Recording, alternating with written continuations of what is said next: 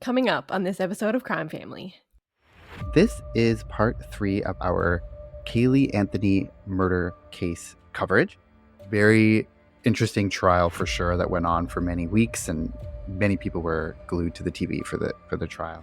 The defense in this case is claiming that this was actually not a murder at all, but instead it's a manslaughter case. He was part of the cover-up and they go after him, but he denies knowing anything about it.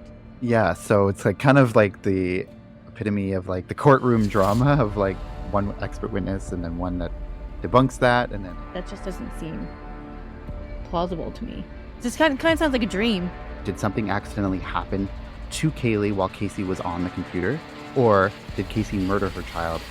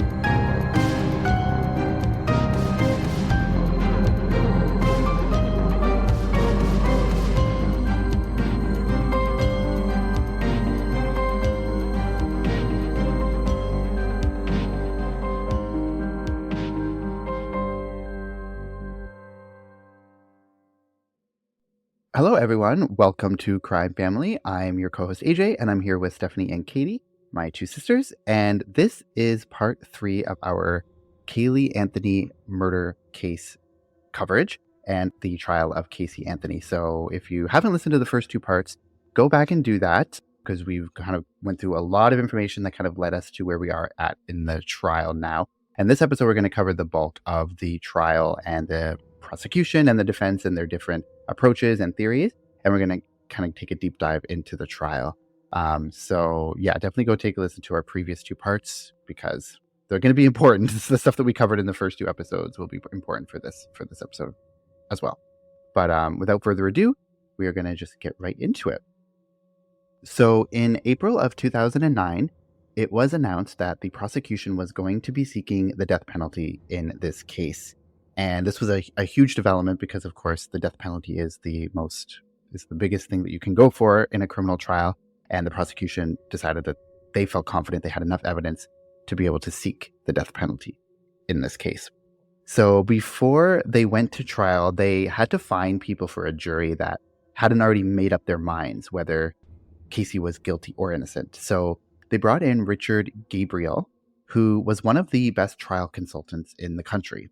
And he was brought in to help pick a fair jury. And because this was the most high-profile case in America at the time, it was difficult to find people who didn't already have some type of opinion either way. Like we had said before, there was a lot of information being given to the media and lots of reporting on it. So there was so much information out there that so many people knew about. So you can't really find a non-biased jury. At least in Florida, it would be really hard to do that. And so Casey's defense team was also trying to get the trial moved out of Orlando for that reason, because of how high profile it was. But the judge at that time denied this motion. So when the trial begins on May 9th of 2011, all the lawyers have to travel to a different part of Florida to an undisclosed place in order to pick a jury there. And this was because they wanted to make the trial a little bit more private and for Casey to have a fair shake in order to give her as fair a trial as they could. So they actually put together a focus group with 12 adults in this other area outside of Orlando. And 12 is obviously the same amount that a jury would have, because they wanted to see if the people in this focus group had the same thinking as the people in Orlando. So when the case had already been all over the media, it's really hard to find people who know little or nothing at all about this case. So there was a lot that kind of went into jury selection and how they got to their final 12 jurors that both the defense and the prosecution were comfortable with. The trial began in May of 2011, and Katie's going to kind of take it from there. This trial included almost around 100 witnesses, and there was over 33 days of testimony. So as you can imagine, there is a lot to unpack here during the trial. So I am going to touch on kind of the biggest pieces of evidence and maybe the most controversial things that went on during the trial. And there was quite a bit of forensic evidence in this case. And let's say quite a bit, I guess there's not a ton, but there are some big things that stand out. And it goes back and forth between being beneficial for the defense and then it's beneficial for the prosecution. And a lot of this is kind of based on expert opinions about each piece of evidence that differ from each other. So just keep that in mind because a lot of the experts couldn't agree with each other on what was, what actually happened, what was significant, and what wasn't. We mentioned her before, Dr. Jan Garavaglia, or Dr. G, and she was the medical examiner at the time. And she says in the documentary called Dr. G, inside the Caylee Anthony case, that when the remains were found, there was no soft tissue at all left to be tested. And they did testing for drugs, specifically chloroform, on the remains anyway, but they were not able to find any traces of those substances due to the state of decomposition. Now, if you remember from the previous episodes, we talked about the search on the computer for chloroform. And so this was kind of a big thing for the prosecution. And so, like I said, they weren't able to find any traces of chloroform or any other drugs due to the state of decomposition. And Dr. G also stated that they also could not find any traces of the chemicals or the substances that are usually present during decomposition. As everything breaks down, the body secretes certain liquids and chemicals. And she just said just because the body was so decomposed that there really was nothing left. So her point was, just because they couldn't find it doesn't mean that it wasn't there.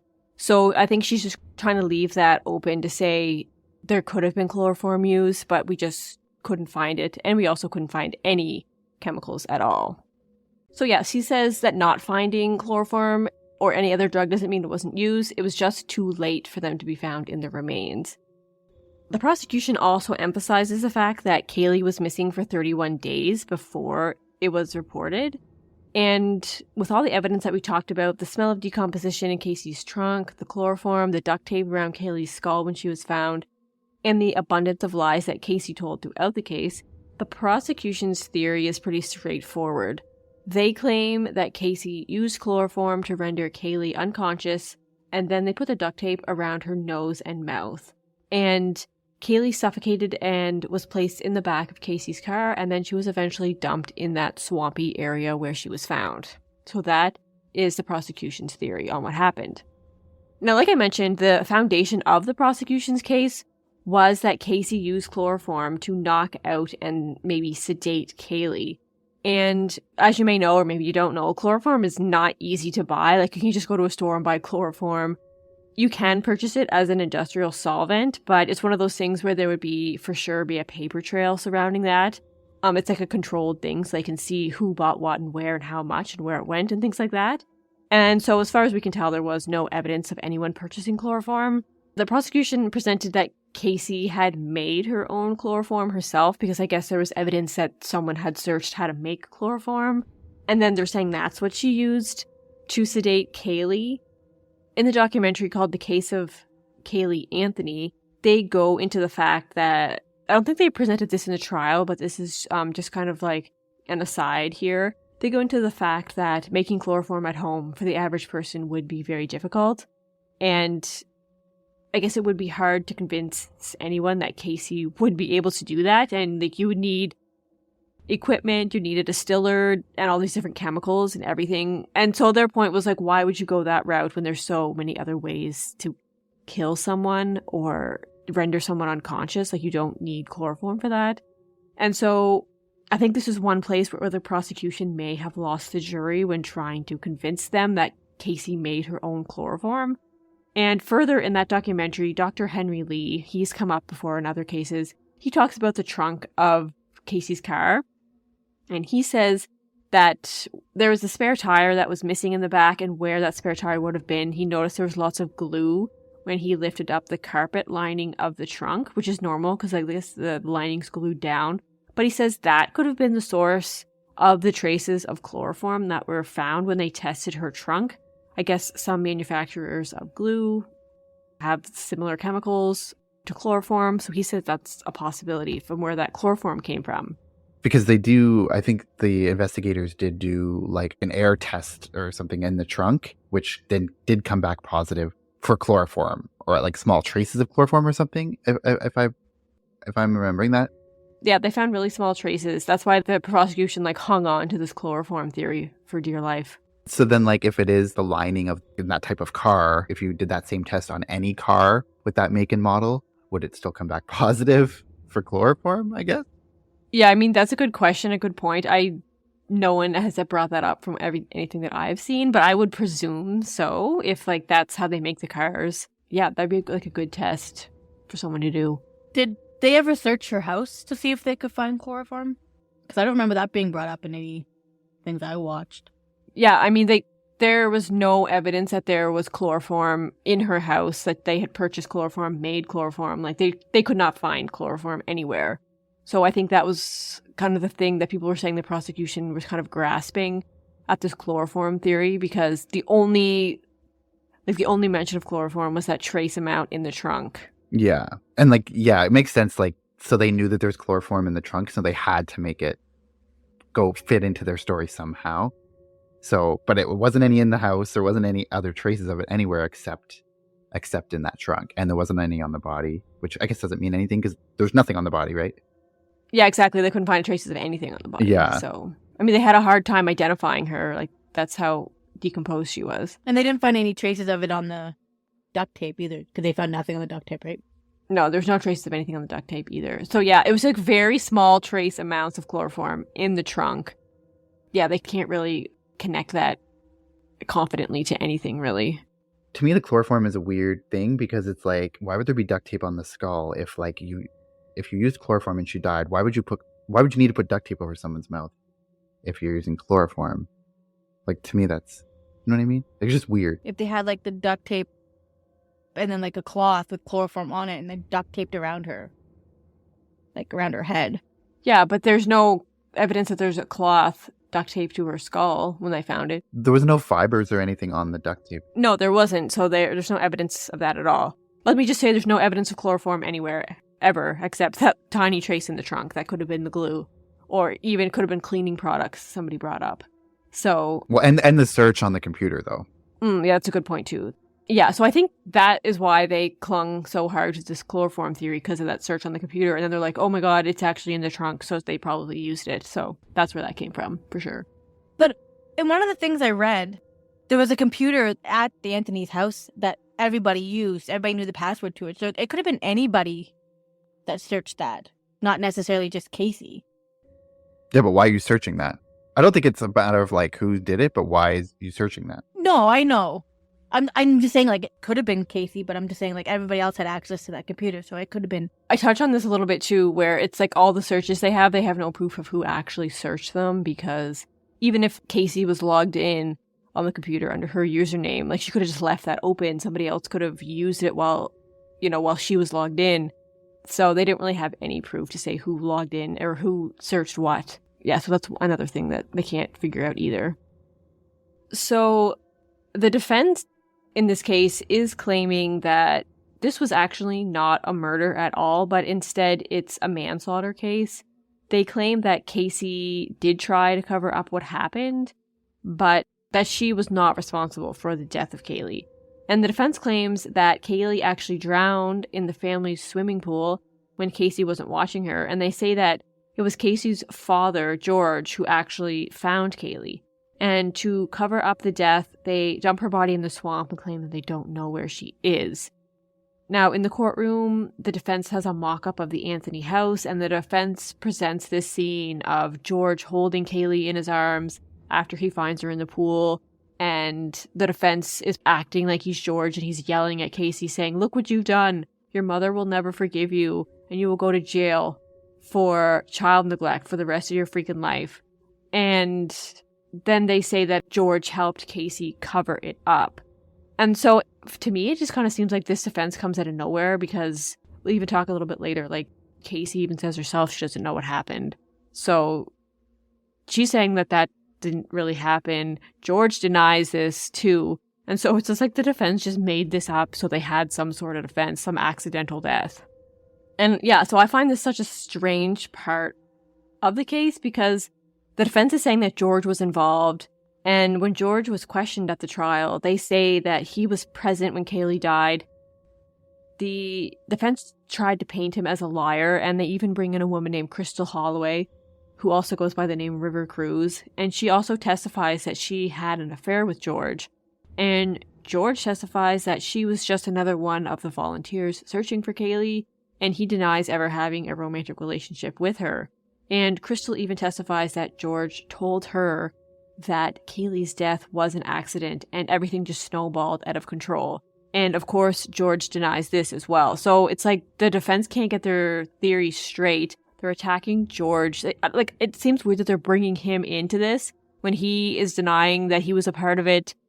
You think the defense would maybe figure out a story that everyone could agree on at least, but so that seems strange to me. And also, I just want to bring up, like, George was a former police officer.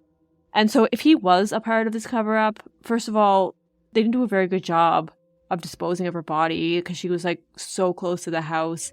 And you just think he'd be a little bit more careful or would know a little bit more about how things are done being a former police officer and thinking that he could get away with it. I don't know. So just a weird little part of the case that I just didn't really fully understand why they would go this route.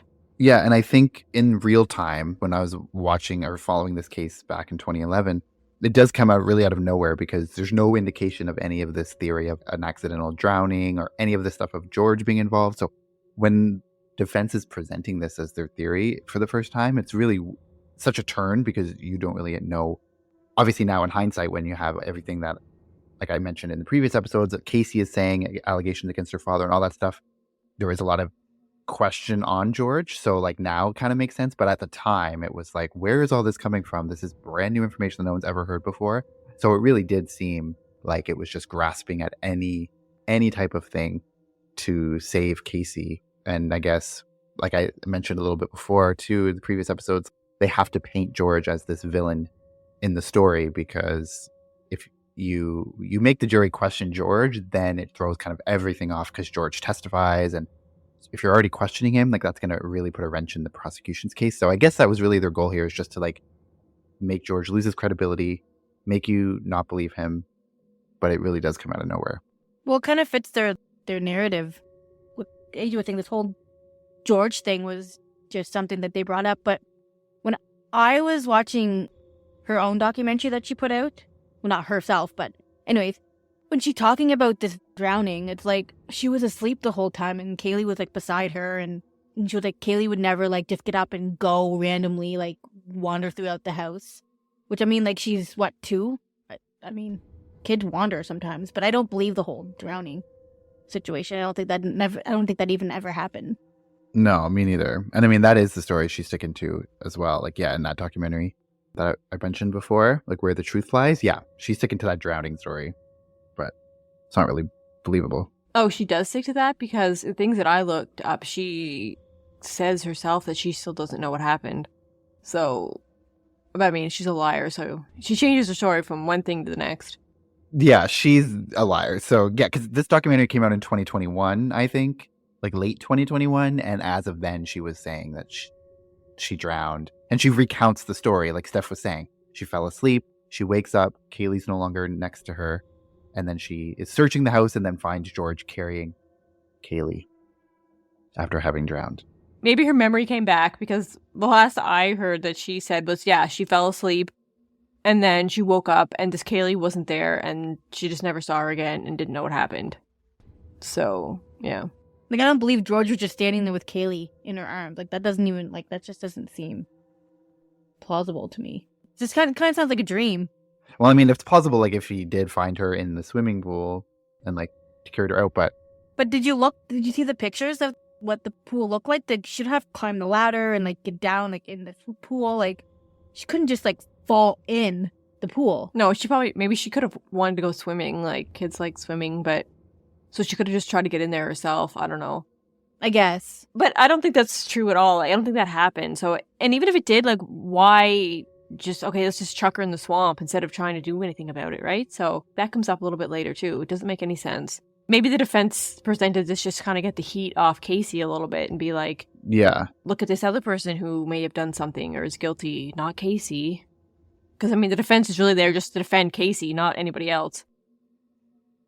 Yeah, so kind of continuing on with this theory, like Dr. G, the medical examiner, she testifies at the trial, and she says that this defense's scenario is very unlikely. And kind of like we were just saying, she claims that typically in an accidental death of a child, the parent or caregiver or whoever finds the child in distress always calls 911. Even if they're floating in a pool and not breathing and they seem to already be dead, they always call 911. Because as a frantic, scared parent, you want help immediately, no matter what. Like, I can't picture anyone who's actually cares about their kid and is scared, sees their child floating, and doesn't call 911. You know what I mean? So usually you wouldn't just assume that they're dead already and do nothing, or just, and of course you certainly wouldn't just dump them in the woods if it truly was an accident. So Dr. G is just saying that this whole thing doesn't really add up. Going back to George for a minute here, he actually tried to commit suicide during this whole thing when Caylee was found, but before the trial. So on January 22nd, 2009, Brad Conway, who is George and Cindy's lawyer, he calls 911 and says that George had taken several bottles of medication and then left the house. And George had gone to a motel and he texted his family saying he didn't want to live anymore. And then he took an overdose of those prescription pills and alcohol. And he wrote a 6-page suicide letter. And because of those texts, the police were able to figure out where he was and they saved him before he actually did die. But in the letter, he says that he blames himself for Caylee being gone. But he doesn't go into detail. And there's not there's a confession that he knew about the murder or he knew it was an accident. And typically this is a place where someone would be at their most honest, like deathbed confessions, or someone's about to die, so they want to kind of tell the truth. And so the prosecution points out that the defense's theory of George having known about how Caylee died is incorrect, as he likely would have confessed something in here if he knew. And maybe kind of to give Casey a defense, he could have said something about what happened if he did know. And so they're saying it's very unlikely that he knew anything, because this is where he would have said it if he thought that he was actually going to die. So that's just a whole interesting part of this case as well. So of course the defense also has an answer for that search for chloroform. So Casey's mother, Cindy, she testifies that she was looking up chlorophyll on the internet. If you don't know, chlorophyll is the green pigment found in plants. And when she searched for chlorophyll, it resulted in searches for chloroform instead, or by accident, or was misspelled or something. And so that's where the chloroform came up on the computer. So it was actually an accident. Like I said, they also say that the amount of chloroform found was very small. And it's the amount that you might expect to find in some cleaning products. Like I said before, so they're trying to discredit this whole chloroform debacle here. They're saying that it wasn't actually searched for. If it was because it was by mistake. Cindy didn't mean to. For the record, I did just try it out. I did type in chloro into Google. I typed in, and chloroform is the first result and chlorophyll is second. So if you're typing in, if you get to CHLORO and then you click the first thing that's on the list, chloroform is the first one. So I just wanted to see if it was even possible. Yeah, so I mean, have you ever done that? Search for something, click on something different by mistake. You go to some random website and you're like, oh, and then you've got to back out of it and go somewhere else. So it's not unbelievable that could have happened. Yeah, it's definitely a plausible scenario. Yeah. And of course, the defense here is trying to just discredit everything that the prosecution brings forward. And they also bring up that the duct tape as well that was found. And the prosecution claims that it was wrapped around Caylee's skull when they found her, and that there was hair intertwined into the threads of the tape. But the defense claims that the tape could have been used to seal the plastic bags that she was in when she was disposed of, and that it wasn't actually wrapped around her mouth, even though they found it wrapped around the skull. They're saying maybe it could have shifted during decomposition. But Dr. G says that there is proof that the tape was around her mouth before or soon after the body started to decompose, because it was holding the jaw in place on the skull. And so very often when decomposed remains are found, the jawbone is often separated from the skull because there's nothing to hold it in place after all the tissue and muscle has broken down. So if you picture like a skull, the only thing that's holding like the jawbone there basically is like the tissue. And so once that's gone, it kind of separates.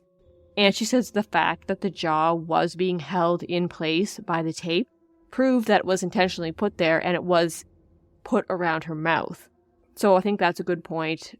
She's kind of saying like the science points to the duct tape being around her mouth. Another important piece of evidence that comes up and that we have talked about before was that smell of decomposition that was coming from Casey's trunk. And so as we mentioned, cadaver dogs did hit on the trunk, indicating that there was human remains inside at one point. And the prosecution actually turns to Casey's friend Amy, who AJ mentioned in a previous episode, and she testifies that Casey actually mentioned that there was a bad smell coming out of their car, but she didn't know what it was. And another time she told Amy that the smell was getting worse and she thought maybe that her dad had run over something when he borrowed the car, or that there was like a dead squirrel in the car or something. Amy actually testified for the prosecution because they're using this to claim that Casey had planned all of this. They claim that she was planting the idea that there was a bad smell in her car so that she had proof or an explanation if she was ever questioned about it. And so that's kind of where the premeditated murder comes in. It's like she's kind of planning all this out before things happen. And so that was her excuse for the smell if it ever came up. And as we know, Cindy testified that yes, she said it did smell like something had died in the car. Like we heard on that 911 call, she said that it smelled like something was dead in the car. But then later, she also admitted that she made a rush judgment and said that what she smelled was likely the stench of an old pizza that was rotting in the trunk for almost 2 weeks. So if you remember, there was, I guess Casey had put garbage in the trunk, or there was like a pizza in there, and then it was abandoned for a couple weeks. And so once I opened it, it was all that like rotting garbage smell in there. And like we said before, the smell of human decomposition is very distinct, and anyone who's ever smelt it never forgets it. Like we talked about this before. So even some people said that, like some of the investigators said that they smelt it and that is what it smelled like. So they felt like that is what they were smelling. And I guess this is apparently why trained dogs can differentiate between human remains and other smells. And like we talked about before, we know that cadaver dogs aren't always 100%. Even if they did hit on a specific place, it's not guaranteed that what they're smelling is human remains or that there was a dead body there before. And in the case of Caylee Anthony, that docuseries, they do a blind test. So they have human remains, like some tissue from something, some human tissue. They have animal remains, and they also have a rotting pizza to try and see if the dog can find the human remains and kind of ignore the other things that might be distracting it. And in this particular test, the dog was able to kind of go straight to the human remains and hit on that and not be distracted by the other smells. So, like we said, it's possible that the dog knows what it's smelling, but it's also possible for it to get distracted and just think it's smelling something or just get excited and hit on something that may not have been there. So it's not an exact science. So this is another piece of evidence that it could go either way. Yeah, maybe it was, maybe it wasn't, but there's no way to prove it. I don't think we talked about this already, but there was another thing that was brought up by the prosecution, and that was a strand of hair that was found in the trunk of Casey's car. So it was just one strand, and they say that there was evidence of decomposition on the hair follicle, and they call this postmortem root banding. So if you look at it under a microscope, you can kind of see like this dark band on the hair follicle, and that represents decomposition. And the prosecution presented the idea that this could only happen while it's still attached to a deceased person's head. But Dr. Peter DeForest, who is a forensic trace analyst, he discusses this in the Case of Caylee Anthony series, and he's shown the photo of that exact hair that the prosecution was talking about. And he says it does have characteristics of post-mortem banding. And he says to get this kind of pattern on the root of someone's hair, they would have to be deceased for at least 2 or 3 days. Also, he says that certain solutions or chemicals can also change the pH of hair follicles, and it can make similar bandings on the hair root. So it's not an absolute resolution. So if you see that type of banding on the hair, it doesn't absolutely 100% mean that it was attached to someone that was dead. And also, Dr. Henry Lee even says that if you pluck a hair out and place it in water at room temperature, sometimes you can see postmortem banding. So I guess what they're trying to say is just because they saw it doesn't mean it came from Caylee when she was dead in the trunk. So again, this is another thing, well, it could have been, but also there's explanations for why it could not have been that as well. And they also mentioned that just having one hair in the back of the trunk is very unusual, because you think you'd have like a chunk or there'd be more than one. So they're saying it's probably just got there some other way. But like if they're trying to say that certain chemicals can change that banding, so are they trying to say that there was a chemical present in the trunk that then changed the banding to make it look like it had come from a dead person's head? Like that's kind of what I thought too. It's like, well, why would that have that postmortem banding if it didn't come from the deceased person's head? Then what caused it to have that pattern, I guess, right? Because like I feel like if you're going to present someone who's going to say like, well, it can be changed by something, you have to then present like a plausible theory of like what could have changed it, right? I feel like you would have to. Yeah, so the prosecution just presented that this was present, and they said that it only happens when it comes out of someone that's already been deceased. But I think it was later after the trial when they kind of go into this more, and it was like separate experts saying that it doesn't always happen that way. So I don't think the prosecution presented that, oh, chemicals can do it too. Like nobody really touched on that until it was after, and it's just like a separate thing in this documentary. Oh. Yeah, so I guess I should have clarified that just so it's not confusing. But I guess it wouldn't even mattered because the prosecution said that that's what it was and that's where it was, and nobody kind of refuted that. But I guess it still wasn't really strong enough for people to hold on to that. There is possibilities for it to be something else, I guess is the point here. Okay, so moving on to more evidence. We talked about this guy named Roy Kronk in previous episodes, and they try to attack Roy Kronk's character to try and say that what he did, kind of mess up the case and mess up the evidence. And so defense lawyer Jose Baez says, quote, "Mr. Kronk is a morally bankrupt individual," end quote. Because they are saying that he took Caylee's body and he hid her and then he brought her back later just to get the reward. And they allege that he said, quote, "Do I still get the reward even though she's dead?" End quote. And then they say that on December 11th, when he brings his boss to the scene, Roy is just kind of leaning up against a truck, smoking a cigarette, and he says, quote, "I just won the lottery." And so I guess, referring to he's going to get this big reward for finding her remains. And so the defense is trying to poke all the holes they can into what was actually found at the scene by blaming Roy. And as AJ talked about previously, he may have moved the skull a little bit by lifting up the bag, but he says that's just when he noticed the skull. Like, it didn't even necessarily fall out of the bag when he lifted it up. He just lifted up the bag, and then that's when he happened to notice that there was a skull by his feet as well. And again, they use this 4-month gap in between Roy's calls as proof that he took the parts and hid them. And we went over this already, like, they questioned why he would wait that long. But like we said before, it's not his job as a citizen to follow up on what the police are doing. He put this tip in more than once, and why should he be the one that has to keep going back to see if anyone has done anything about it? One call to the authorities should have done it. But he says that big 4-month gap, like he had personal and kind of health issues going on, so he didn't go back in those 4 months. But then when he did again, he called again. So it's not like he didn't try, like we said. He was very persistent. And so basically the defense is saying that anything found at the scene is unreliable because of Roy's tampering. Yeah, so still continuing on with these remains, the defense brought in Dr. Jane Bach, who was a forensic botanist, who said that in her opinion, the shortest amount of time that the remains could have been there was 2 weeks, due to some of the things that she saw at the scene, like leaf litter on the log beside the remains and the amount of decay of that log, and just like things along those lines that kind of told her that these remains were kind of placed there later. However, another forensic botanist, Dr. David Hall, he was called by the prosecution, and he says that there is no way that there would be that much root growth in the remains in just 2 weeks. So just a little bit of background, like when they look at all the remains, like the skull, the bones, the clothes, there was roots that had grown all up in there. And he's saying that 2 weeks is not enough time for that to have happened. So there's no way that someone could have taken them, put them there, and then in 2 weeks later they were found.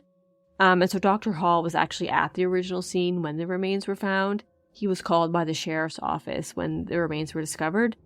And so he was actually there looking at the growth and the condition in which the remains were in. And Dr. Bach was just looking at his report, and she disagreed with it. And she was the one saying that, yeah, they in her opinion, they could have been there for only 2 weeks. And Dr. Hall says that the remains definitely were moved, but it was likely just because animals had moved them, and like animals do, they get into them and move them around a little bit. This is kind of just another example of the experts can't agree on the subject matter. And yeah, and the prosecution, of course, picking someone that's going to go with them, and then the defense finding someone else that's going to disagree.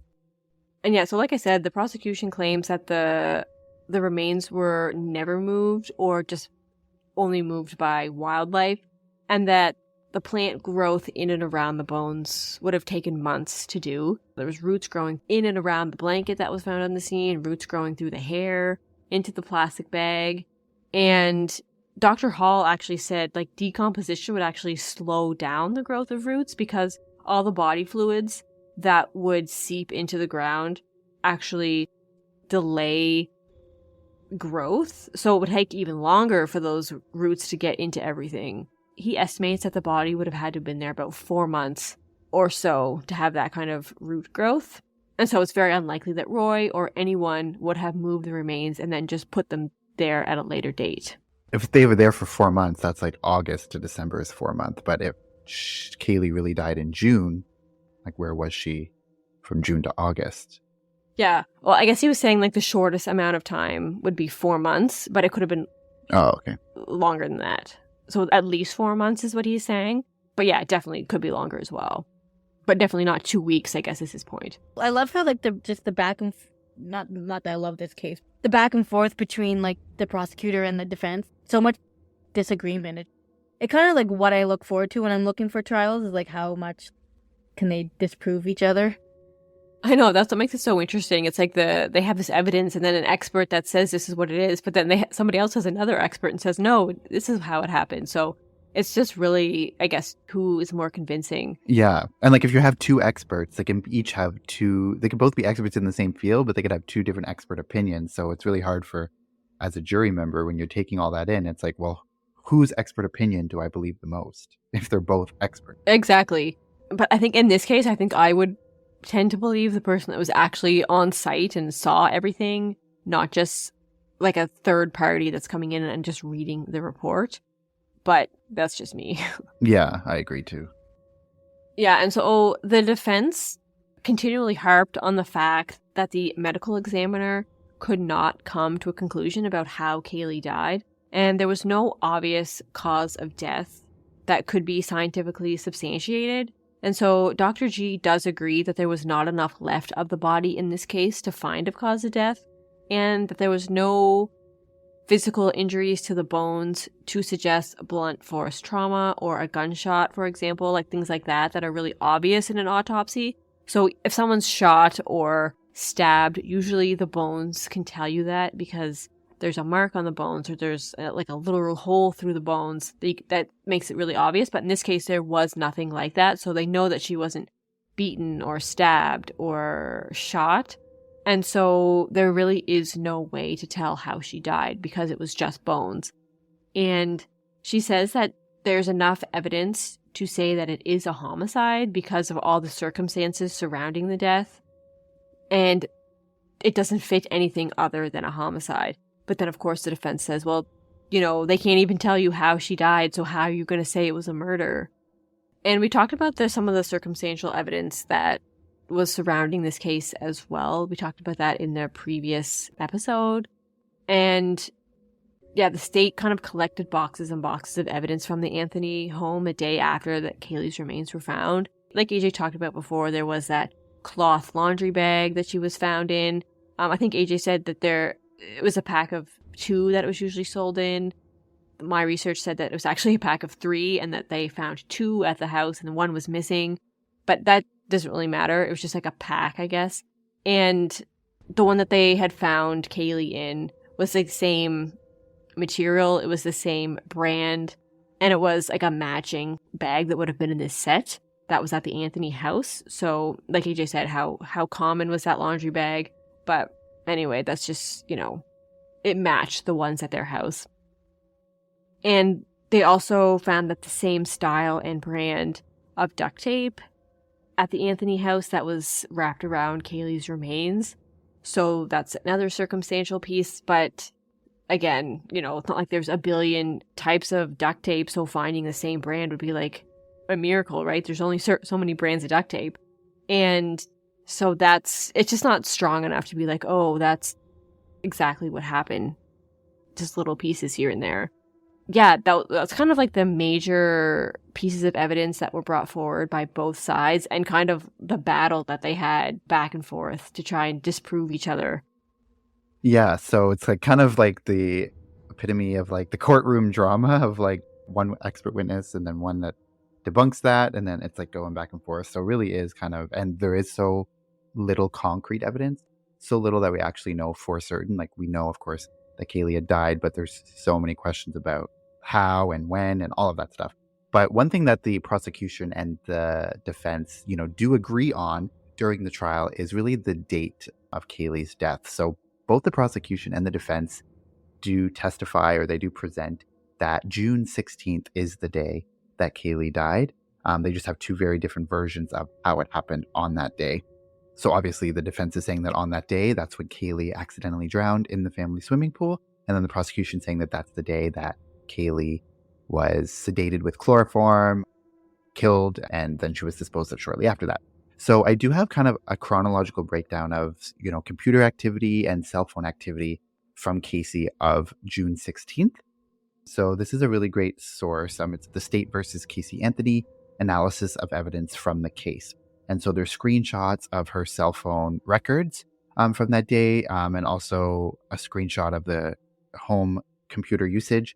So really good stuff to check out. We'll put a link in the show notes to that and some shots of the surveillance footage. But I'm just going to read mostly just the bottom portion of this article or this report, which has the chronological breakdown with timestamps and such. So I'm going to kind of read it word for word from this just to make sure I get it as accurate as possible. So, and we'll link this in the show notes as well, so you can read it for yourself. But the chronological breakdown, so it starts at 7 a.m. to 9 a.m. is the first window of time. It says Casey and Caylee probably woke up around 7:30 a.m. after Casey's mother, Cindy, left for work. Casey's father, George, often fed Caylee breakfast and probably did on this day as well. Casey went on the computer to check her Facebook and MySpace updates and have an IM chat with a friend. She also sent a text to her boyfriend. Then 9 to 10 a.m., there's no computer or cell phone activity during this time period. Presumably, Casey was eating breakfast or getting things prepared for the day at this time. And then 10 a.m. to 12 p.m., so 12 noon is the next time frame. And during this time, Casey was back on the computer again. So she uploaded a photo of the Fusion nightclub to her photo bucket account. She was probably talking to her boyfriend on Facebook while she was on the computer because she received a Facebook text from him at 11:43 a.m. And this would only occur if she was logged out of Facebook at that time. So they said she got that text because she wasn't actually logged into Facebook on the computer. She was on Photo Bucket, which I guess she couldn't be on both things on the computer at the same time, I guess. I don't know. But her boyfriend called her at 11:47 a.m., which was shown by cell phone records, and they have a 20-minute conversation. So if that would put her on the phone until 12:07, if he calls at 11:47, and then they're on the phone for 20 minutes. So at some point, Casey needed to get ready for, quote, work, unquote, and needed to get her daughter ready as well. She did not use the computer during this time period, and there was no cell phone activity until 12:53 p.m. So her father, George, recalls seeing Casey and Caylee emerge from Casey's room at 12:50 p.m. He walked them out to Casey's car and saw them drive away. Then Casey exchanges text messages with her boyfriend as she is leaving or as soon as she left the house. Then from 1 to 2, although George Anthony saw his daughter leave in her car, the cell pings indicate that Casey did not go far enough for her phone to switch towers. So i.e. she was still in the vicinity of the Anthony house. She calls her boyfriend at 1 p.m. and has a 15-minute conversation. She then exchanged text messages with another friend, Jesse, at 1:26 p.m. Then she calls her friend Amy at 1:44 p.m. and they have a roughly 35-minute conversation. And Amy says that the conversation that they have was not unusual. So it was a 35-minute call, but it wasn't, that was something that they would often do. So it wasn't alarming that they had this 35-minute call at that time. And then between 2 and 3 p.m., Casey came back home shortly before or after 2 p.m. The heaviest computer activity was seen during this time period.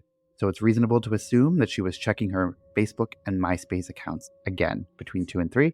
And then her friend Jesse calls her at 2:52 and described the 12-minute conversation that they have as, quote, not normal, end quote. So if she calls them at 12:52 and they're on the phone for 12 minutes, that would be 3:04 when she's off the phone. And then between 3 and 4, so there's no computer activity at all during the 3 to 4 p.m. time period and very little phone activity.